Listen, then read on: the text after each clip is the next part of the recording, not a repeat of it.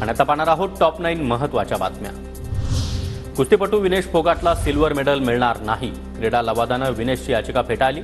100 gram वजन वाढल्यामुळे विनेश फोगाट ऑलिम्पिकमधून अपात्र।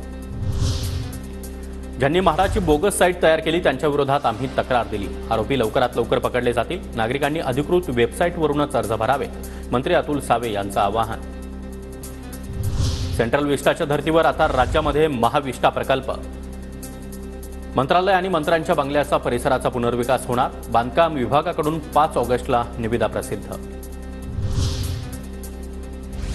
महायुती सरकारवरच्या बदल्यांमधील भ्रष्टाचाराच्या आरोपांवर राष्ट्रीय स्वयंसेवक संघाची नाराजी। आरोपांमुळे सरकारची प्रतिमा डागळत असल्याची संघाची भावना। अशा आरोपांपासून भाजपच्या मंत्र्यांनी दूर राहावं, संघाचा सल्ला।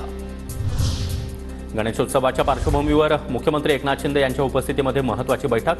कायदा सुव्यवस्था, रस्त्यांवरील खड्डे अशा महत्त्वाच्या विषयांवर चर्चा।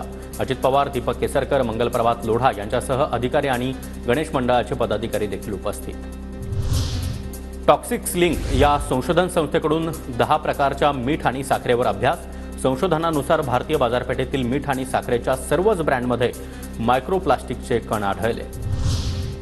दिल्लीचे मुख्यमंत्री अरविंद केजरीवाल यांना सुप्रीम कोर्टाकडून दिलासा नाहीच। केजरीवालांच्या जामिनावर आता 23 ऑगस्टला सुनावणी। डिझेलमध्ये 5% इथेनॉल मिसळण्यासाठी चाचण्या सुरू। संबंधित मंत्रालयाची पंतप्रधान कार्यालयासोबत बैठक, सूत्रांची माहिती। मुंबई उच्च न्यायालयाच्या नागपूर खंडपीठानं माजी आमदार राजू तोडसाम यांची याचिका फेटाळली। 2013 मध्ये आंदोलन केल्यानं झालेली 3 वर्षांची शिक्षा रद्द करण्यासाठी त्यांनी याचिका केली होती।